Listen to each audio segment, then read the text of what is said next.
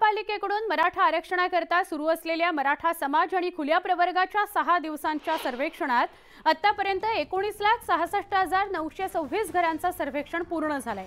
23 ते 28 जानेवारी या 6 दिवसांमध्ये 2,69,495 घरांनी सर्वेक्षणाला नकार दिलाय, तर 5,70,984 मुंबईकरांच्या घरांना टाळं होतं, अशी माहिती सर्वेक्षणात समोर आली आहे। मुंबईतल्या मराठा सर्वेक्षणाविषयी आपण अधिक माहिती घेऊया। सर्वेक्षणाचा अहवाल 23 ते 28 जानेवारी दरम्यानचा एकूण सर्व्हे 72.38% झाला। त्यातली घरं बंद होती 14.72%, नकार देणारी घरं होती 6.95%। म्हणजे आम्ही उत्तर देणार नाही, आम्हाला ह्या सर्वेक्षणात सहभाग घ्यायचा नाही। सर्वेक्षण झालेली घरं 50.71%।